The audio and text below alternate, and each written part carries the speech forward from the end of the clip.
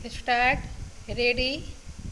सभापति महोदय, आपके माध्यम से मैं राजभाषा समिति से प्रार्थना करूंगा कि वह अपनी अंतरिम रिपोर्ट सरकार को दे दे, ताकि इस संबंध में जो ढील है वह दूर हो। आज संसार के लगभग 100 विश्वविद्यालयों में हिंदी पढ़ाई जा रही है। दूसरी तरफ हमारे देश में हिंदी या क्षेत्रीय भाषा नहीं पढ़ाई जाती है।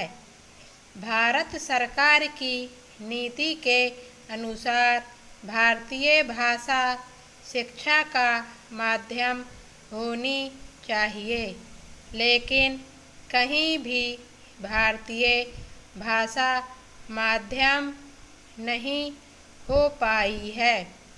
हमें इस बात का प्रयत्न करना चाहिए कि वह शिक्षा का माध्यम बने।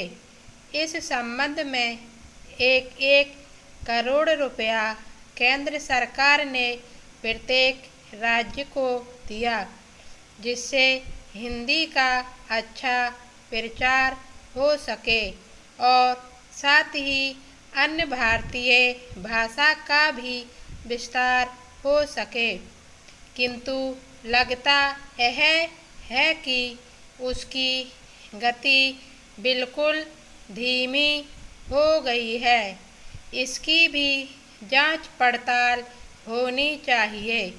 हमें इस बात का पता लगाना चाहिए कि अगर गति नहीं आई तो क्यों नहीं आई और उस संबंध में क्या व्यवस्था की जानी चाहिए। पैराचेंज।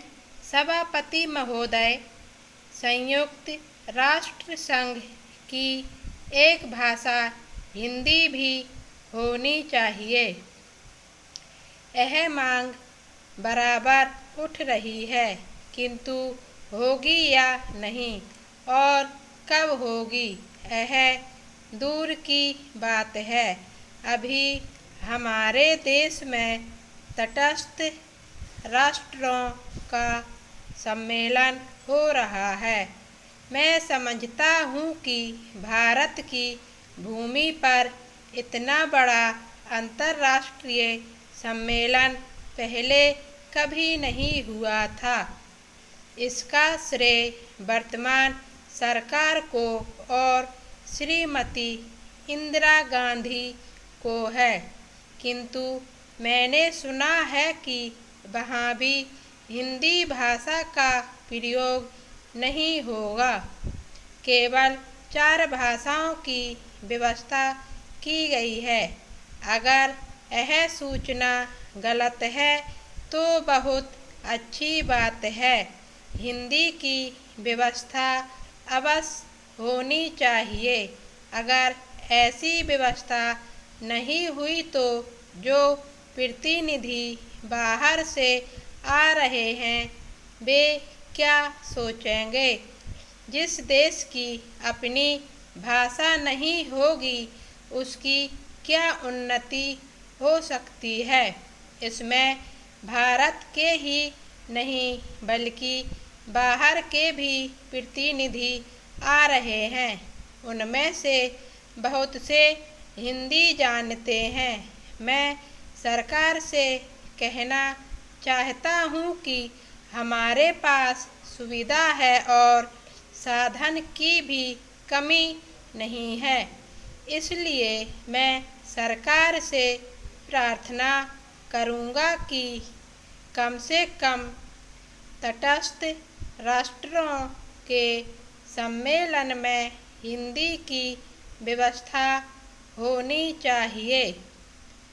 मैं यह भी कहना चाहता हूँ कि हिंदी के संबंध में जो कानून बने हुए हैं उनका पालन अवश्य होना चाहिए।